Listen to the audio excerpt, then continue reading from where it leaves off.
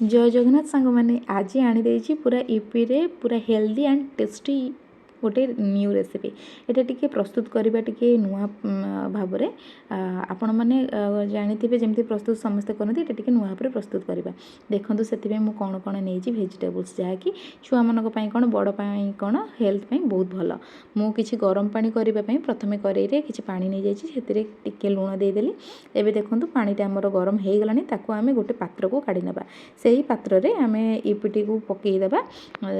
देखु तो आपको 80% ये सीझापी आम से ही रखीदे तो तापर आम गोटे कड़ईटे नहीं से गरम होगापर से तेल दे दीचे तेलटी गरम होगा पर्यटन वेट करवा देखा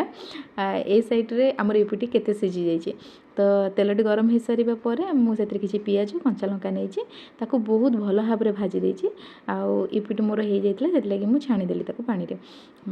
तो किसी गाजर नहीं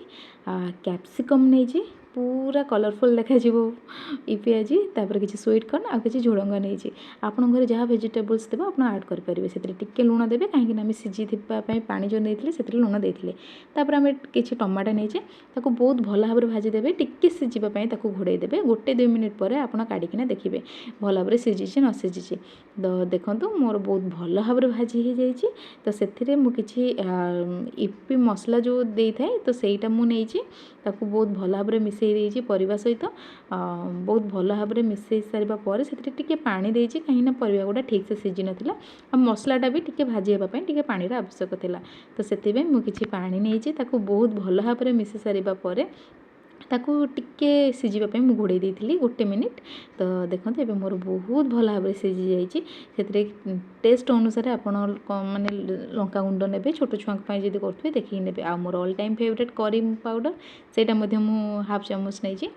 बहुत भल भाव में मिसी सारा पर मुझे भी 80% सीझी जाता एपी जो छाणिक रखी नहीं गले आउ 20% आम ये कड़े सीझेदेवा एमती बहुत भल भाव में मिसई सारा पर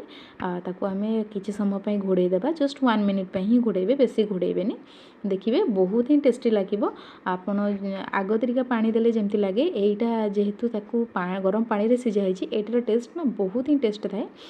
तो छुआ मन को एमती गोटे नुआ शैली आप बनईकी दिंतु निहाती पसंद आसो बहुत ही टेस्टी लगे बहुत हेल्दी होता है कहीं सब प्रकार भेजिटेबल्स पड़ी आपको इवनिंग टाइम रे एंजॉय करेंगे छोट छुआ को स्कूल टिफिन रे आपरे आपण थे घरे निहाती बनातु आ मते निश्चिंत कहे केमती लगिला। रोची जय जगन्नाथ।